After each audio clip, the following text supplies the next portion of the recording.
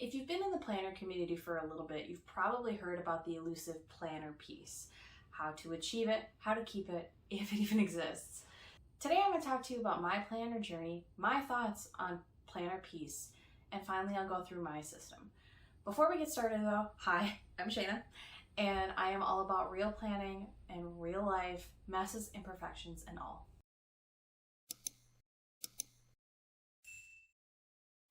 So I've had planners and agendas since I was a kid, but none of them have lasted very long.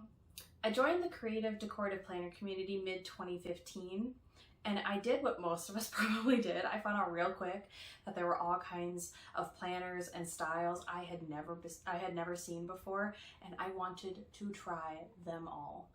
I have tried all kinds of planners and always thought planner piece was some kind of elusive myth never to actually be found. And when I say all kinds of planners, I mean it.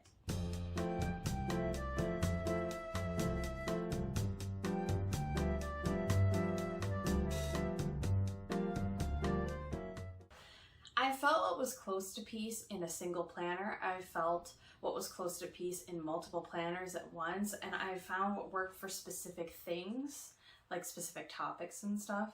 But finally, the heavens opened up, the angels started singing, and after a lot of trial, error, and money, I finally found true planner peace in 2020 when I fell into using my B6 Stology as a bullet journal.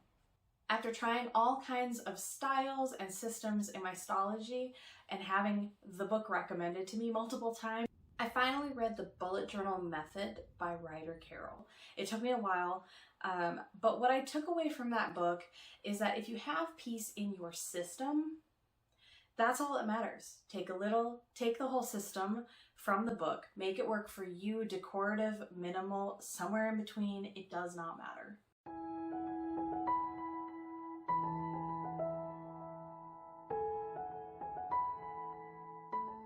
Your planner is meant to evolve and change with you as your needs change and as you change as a person. But your system doesn't have to once you've found what works for you. It really doesn't matter what planner I'm in, my system can work for almost any planner. So planner piece does exist, just maybe not in the way people often mean it. Planner piece doesn't have to include the cover or even the planner itself. You often see on Instagram or Facebook that some people are in a new cover almost every week. But the thing is, they always have a planner system in place so they can swap covers, planner sizes, or even entirely different planners whenever they want because their system is their piece, not the cover or the planner itself. So yes, planner piece does exist. No, it's not always the cover or the planner that is your piece. And yes, you can find it too. I had an idea to prove my point about having your system be your piece, not the cover or planner itself. While yes, having piece in the system, the cover, the planner, the whole bundle of whatever you're using is great, it's not necessary to feel at home and at peace with your planner. Over the next couple of months, I'll be doing a series of videos of me planning for a week in various planners. Granted, a week isn't long, I do realize this. But I want to show how I can implement my system into a wide variety of planners. I should clarify that my planner system is not complicated. It's fairly easy. I don't even have to necessarily keep up with it every single day, and it still works for me. This system I know won't work for everyone because it's specifically tailored to my preferences and my needs, but I did take pieces from the Bullet Journal Method book by Ryder Carroll that I didn't have before, and it totally changed my planner world. So with all of that being said, I'm going to go ahead and transition on into walking through my planner system. So here we go into my current planner system. This will likely change over time as my life and needs change, but this is my planner piece right now. I've actually been in this system for I think the longest out of any other system I've tried, and I've been in this cover for a while too. But I'm going to start out here with my future log. So my future log is on sticky notes, so it's less permanent. I don't have to keep rewriting these every time I want to switch a Stology because I knew that I would be in multiple Stologies this year and moving forward. It is kind of a waste of these pages, but I can go back and do something with these pages if it really bothers me. Next is my word of the year / goals of the year pages. You can see that they're blank. I still have not worked out my new word of the year because the one that I have, I don't know if it's going to work for me anymore. I am not forcing it. I'm just trying to figure it out as I go. So that's why this is still blank, which then kind of drives my goals for the year, which is why I still have none. So then I head on into my month, which I've been using the side for my trackers. I've been printing Peanuts Planner Co. templates onto just normal sticky notes. So that's what I use as a weekly tracker. It's a little less inundating when it's a week only versus seeing the whole month for some reason. And this is working a whole lot better for me. But in here, I have my month on one page. This is not for current me. This is for future me, which is actually something I got from the bullet journal method because I had actually decided to do away with monthlies entirely. I never reference them. I literally never reference this through my month. The only time I reference this, well, I don't even reference this. I go back to it throughout the month to go in and fill in things that happened. That's it. I never actually look at this because if I look at this, I'm still going to check my Google Calendar to make sure that I don't miss anything. So I might as well just skip that step and use my Google Calendar. So I do go through, like I said, and fill this in through the month as events get added or canceled, but this is for future me. So when future me wants to come and look at this book again, I can come here, look at my monthly and kind of see what was going on that month at a quick glance. Next is my monthly goals. I have been trying to work on SMART goals, but I'm kind of taking a break from that because of our move and stuff. I haven't gotten back to it.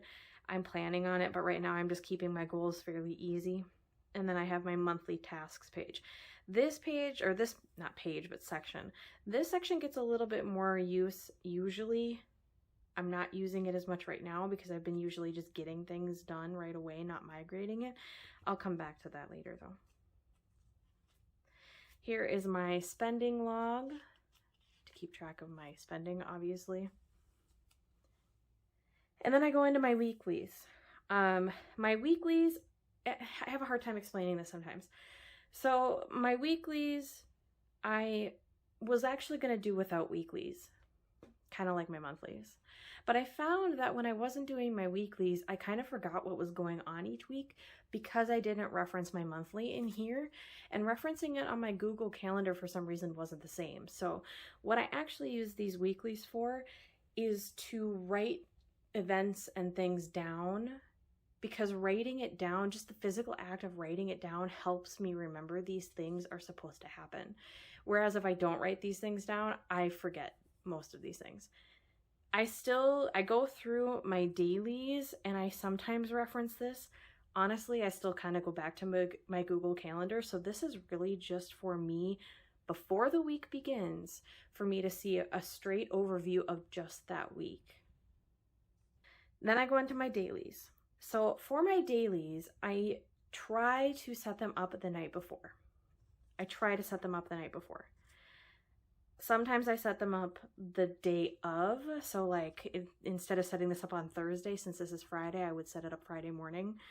I really try hard to set it up the night before though. And the other thing is I can either set these up as I go, or what I've done in the past, like when things get really bonkers, like through our move, I actually set up the whole month of dailies ahead of time. I don't prefer doing this though, because it kind of takes the fun out of it for me. Like I know planning is meant to be functional, but it can be fun too. And if I'm not having fun in my planner, I won't use it. So in taking that fun out, it kind of ruined it for me. So it works better for me to set it up as I go and have all the blank pages behind and just have Friday, focus on Friday and let that be it until the end of the night Friday. But if it really gets crazy, I do set it up ahead of time. So this section here is my timed section.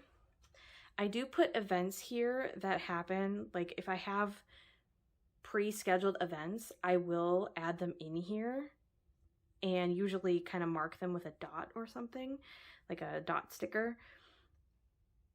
Mostly this is used to see what we did at various times during the day. It's nothing really but for my own reference, and I just kind of like seeing it.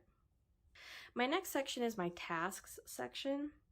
I write everything into my dailies. Like, that is why this task section I have on 2 pages, because it got so giant. But what I do, and this is out of the Bullet Journal Method book by Ryder Carroll, is I write everything into my daily. If something I think of through the day doesn't actually have to be done today, I'll write it on here anyway, regardless of if it belongs here or not. That way, the idea is that it's kind of a faster thing for you, where you just write it here, and then at the end of your day, you process through your daily and migrate things off where they need to go. But then I just know that the only place I have to go to is my daily. So then at the end of the day, or sometimes, like I said, the morning after, I'll go through my tasks and I will migrate them to the various places they need to go. Again, this is from the bullet journal method. I will preface this by saying that my bullet journal key doesn't match with the bullet journal method key, because this key makes more sense to me. Like I said before, you need to make it work for you.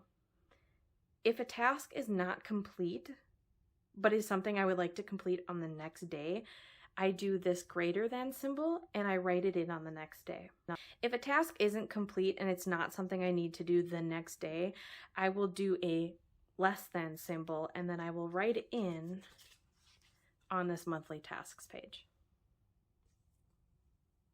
If something is a future date, like something not for this month, again, I will do a less than symbol instead, and then I will put it on my future log pages. I also then enter it into my Google Calendar.